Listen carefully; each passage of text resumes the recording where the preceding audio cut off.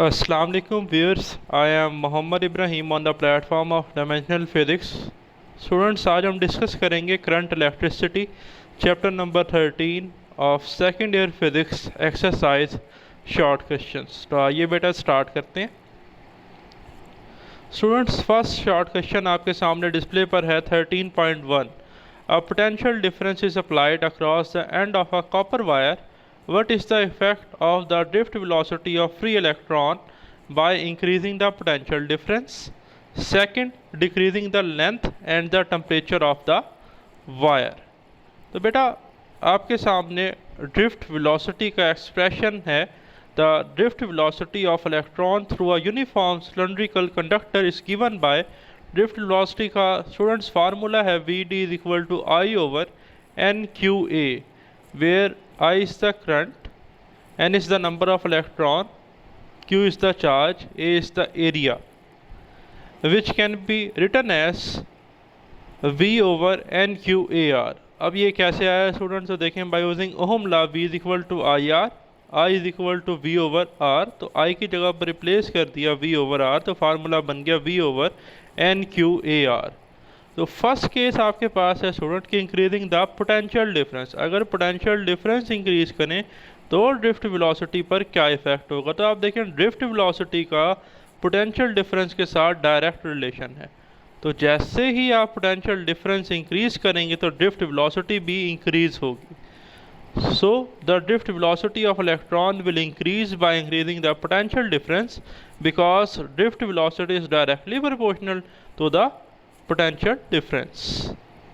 Second part students है, we know that resistance अब बेटा हमारे पास होती है R is equal to rho L over ए।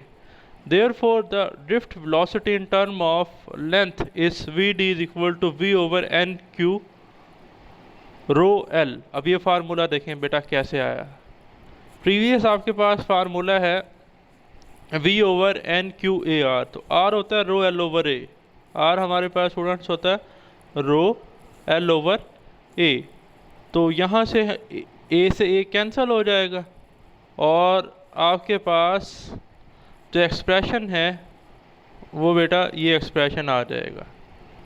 ठीक, रो एल आपके पास इधर आ जाएगा। तो देखें, the drift velocity of electron will increase when we decrease the length of a conductor. क्यों जी? अब आप देखें ऐसा क्यों हुआ कि लेंथ को क्या किया जी हमने डिक्रीज किया। तो लेंथ के साथ तो ड्रिफ्ट वेलोसिटी का इनवर्स रिलेशन है। लेंथ कम होगी तो ड्रिफ्ट वेलोसिटी ज़्यादा होगी। ठीक। सेकंड उसने कहा है decreasing the length and the temperature of wire. अगर टेम्परेचर भी कम करें तो देखें, the drift velocity will decrease when temperature of a conductor will increase. Increasing the temperature increase the resistivity and resistance of conductor. Collision between electrons and lattice atom becomes more frequent and drift velocity decreases. But अगर आप question को देखें तो यहाँ पर उसने mention किया है decreasing the length and the temperature of a wire, यानी कि टेम्परेचर भी आपने कम करना है। तो जब हम टेम्परेचर डिक्रीज़ करेंगे तो इसका रिवर्स प्रोसेस होगा। टेम्परेचर डिक्रीज़ करने से आपके पास ड्रिफ्ट वेलोसिटी इंक्रीज़ होगी, क्योंकि रेजिस्टेंस का डायरेक्ट रिलेशन है किसके साथ? टेम्परेचर के साथ। तो टेम्परेचर कम करेंगे, रेजिस्टेंस इस फार्मूले के अकॉर्डिंग कम होगा, तो ड्रिफ्ट वेलोसिटी ज़्यादा होगी। नेक्स्ट स्टूडेंट क्वेश्चन है 13.2। Do bend in a wire affected electrical resistance. तो बेटा अगर आप इसका आंसर डिफरेंट की बुक्स में देखेंगे तो आपको आंसर मिलेगा no bend in a wire do not affect it electrical resistance. तो किसी सेंस में ये ट्रू है और किसी और सेंस में अगर बात की जाए तो ये ट्रू नहीं भी है। तो दोनों पॉसिबिलिटीज़ मैंने आपके साथ शेयर की हैं। तो देखें, the resistance of a cylindrical conductor of length L cross sectional area A and resistivity rho is given by R is equal to rho L over A. It indicates that the resistance of conductor is directly proportional to its length and inversely proportional to cross sectional area. There are two cases. पहला क्या बेटा कि अगर आपके पास small bends आए wire में, if small bends in a wire do not change the area and length of a wire and hence do not affect the electrical resistance of conductor। तो ये मोस्ट प्रोबेबली आंसर आपकी की books में बेटा दिया गया है। सेकंड प्रोबेबिलिटी आपके पास जो है वो है if large bends twist change the area and effective length of the conductor therefore affect the electrical resistance of conductor। Next student question है 13.3 what are the resistance of the resistor given in the figure A and B what is the tolerance of each explain what is meant by the tolerance. तो सबसे पहले तो आपके सामने students ये दो diagram है जिसमें आपके पास कार्बन रजिस्टर्स हैं, कलर बैंड्स हैं। तो आपको स्टूडेंट्स ये मालूम है कि जो फर्स्ट बैंड है वो फर्स्ट डिजिट की इन्फॉर्मेशन प्रोवाइड करता है, इसी तरह सेकंड बैंड जो है वो सेकंड डिजिट की इन्फॉर्मेशन प्रोवाइड करता है, जबकि थर्ड बैंड जो है वो हमें नंबर ऑफ ज़ीरोज़ के बारे में बताता है और फोर्थ बैंड स्टूडेंट हमें टॉलरेंस के बारे में इंफॉर्मेशन प्रोवाइड करता है। तो ये मेंशन है आपके सामने। नेक्स्ट स्टूडेंट टॉलरेंस क्या होती है, तो देखें the possible variation in the resistance of carbon resistor from marked value due to change in operating and environmental condition is called tolerance of the resistance। तो वन बाय वन स्टूडेंट हम calculate करेंगे दोनों diagram की, लेकिन इसे calculate करने से पहले स्टूडेंट्स आपको एक टेबल जो है वो याद करने के लिए मैं शॉर्टकट बताऊंगा, तो आपने उसे याद करना है। ले जी स्टूडेंट, तो आपके सामने डिस्प्ले पर है MI लॉजिक। तो देखें the color code are read from the left to right and the rightmost band having the largest width reads tolerance using the phrase। तो ये आपके सामने largest tolerance है। खैर ये अभी हमारा डिस्कशन से रिलेटेड पॉइंट नहीं है, तो आप आ जाएं कि आपने ये कार्बन कलर कोड्स की वैल्यूज़ कैसे याद करनी है जब आपने रेजिस्टेंस मेरे बेटे कैलकुलेट करनी है कार्बन रजिस्टर की। तो स्टूडेंट सेंटेंस आपने याद रखना है बीबी रोए of Great Britain has very good wife. अब ये आपने याद कर लेना, लिख लेना है अपने पास। अब आप देख रहे होंगे कि आपको बड़ा कलरफुल सा ये नज़र आ रहा है।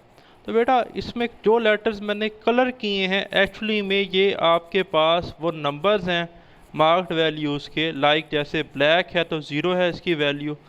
तो वन बाय वन मैं आपको बताता हूँ। देखिए बी, तो बी फर्स्ट बी आपके पास है ब्लैक, सेकंड बी है बेटे ब्राउन।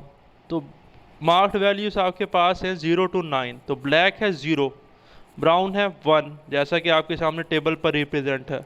और रोए, रोए का R red, O orange, yellow आपके पास आ गया Y।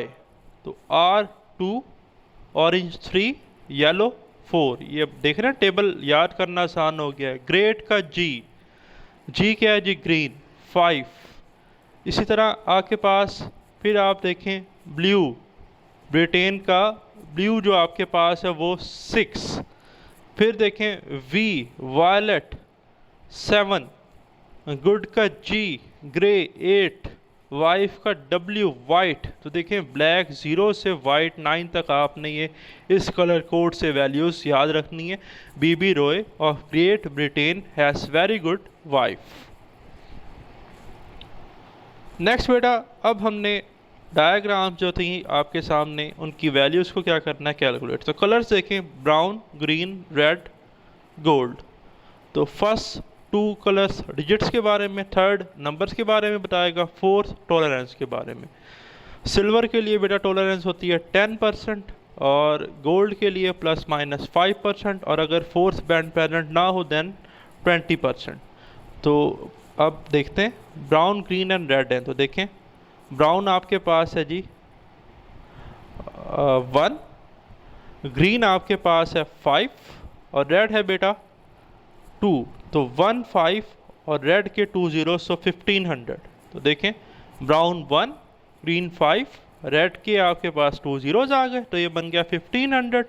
और इसमें टॉलरेंस बैंड है गोल्ड का, जैसा कि मैंने बताया ±5%, तो आप इसका 5% कैलकुलेट करेंगे। कैसे कैलकुलेट करते हैं परसेंटेज के, आप 1500 को 5 से मल्टीप्लाई करेंगे और बेटा 100 पर डिवाइड कर देंगे तो आंसर आएगा 75। अब ये जो रेंज है हमारे पास रेजिस्टेंस की, इसमें ये वैल्यू 1500 से एक्सीड भी कर सकती है और इससे कम भी हो सकती है, तो रेंज आपके सामने गिवन है।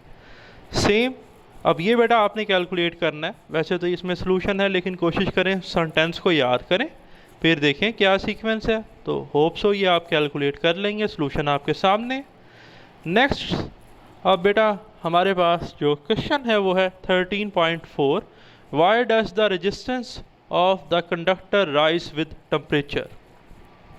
So the opposition offered by the atoms of conductor to the flow of drifting electrons upon applying a potential difference due to the collision between the vibrating atoms of the lattice and electrons is called resistance.